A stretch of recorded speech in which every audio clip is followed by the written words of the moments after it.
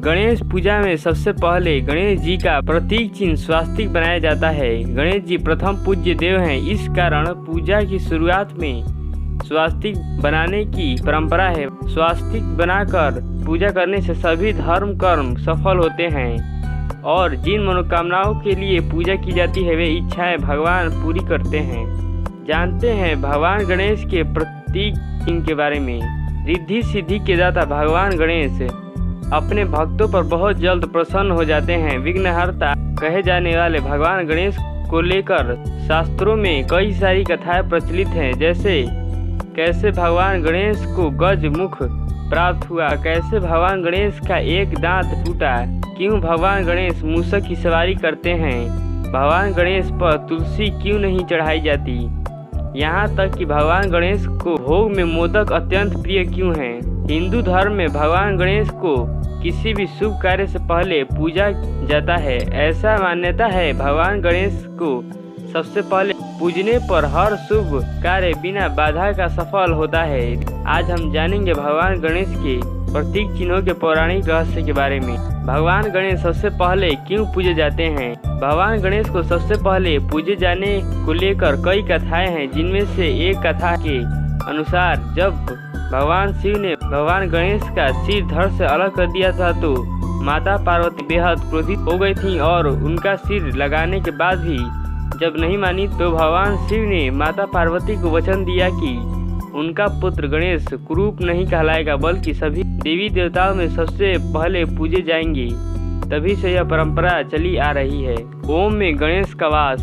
ओम में गणेश शिव मानस पूजा में श्री गणेश को ओम या ओमकार का नामांतर प्रणव कहा गया है और एक अक्षर ओम के ऊपर वाला भाग गणेश का मस्तक, नीचे वाला भाग उदर, चंद्र बिंदु लड्डू और मात्रा शून्य मानी जाती है।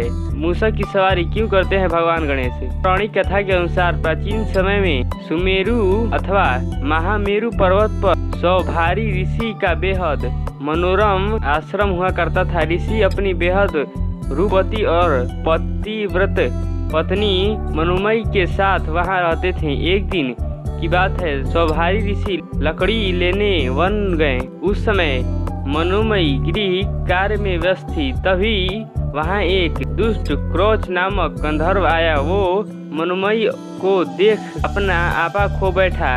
ऋषि पत्नी का हाथ पकड़ लिया। रोती कांपती मनोमयी उसके आगे गिड़गिड़ाने लगी और दया की भीख मांगने लगी। तभी ऋषि सौभरी वहां आ गए। इस दृश्य को देखकर क्रोधित सौभरी ऋषि ने क्रोच को श्राप देते हुए कहा, तूने चोर की भांति मेरी पत्नी का हाथ पकड़ा है, इस कारण तू मूषक होकर धरती के नीचे और चोरी करके ही अपना पेट भरेगा।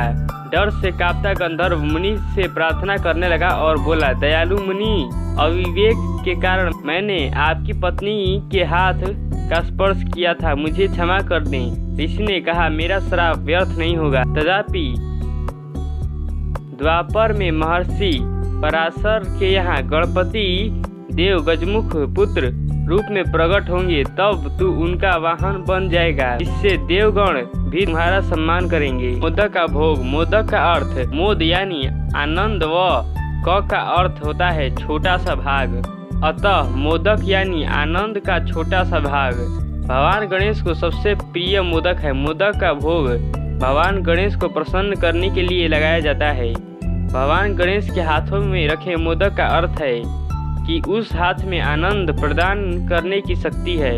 मोदक ज्ञान का प्रतीक भी है।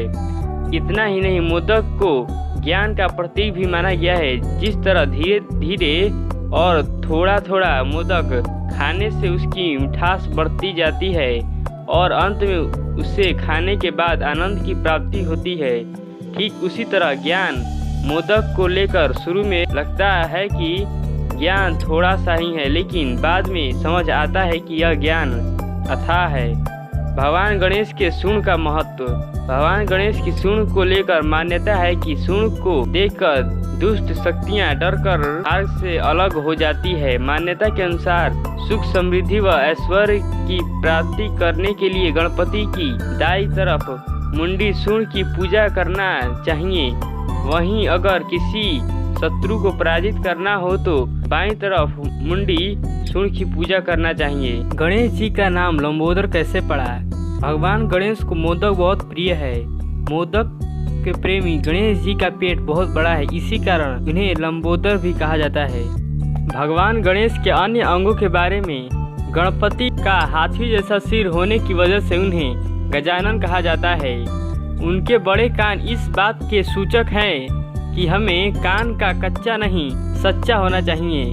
इसके अलावा उनकी छोटी पैनी आंखें सूक्ष्म तिरछी दृष्टि का प्रतीक है। मतलब सूक्ष्म आंखें जीवन में सूक्ष्म दृष्टि रखने की प्रेरणा देती है, जबकि उनके सूंड का मतलब है किसी भी दुर्गंध विपदा को दूर से ही पहचान सके। भगवान गणेश के 2 दांत हैं, एक अखंड और दूसरा खंडित। अखंड दांत श्रद्धा का प्रतीक है, यानी श्रद्धा हमेशा बनाए रखना चाहिए। खंडित दांत है बुद्धि का प्रतीक। इसका अर्थ है कि अपनी बुद्धि भ्रमित हो परंतु श्रद्धा नहीं डगमगानी चाहिए।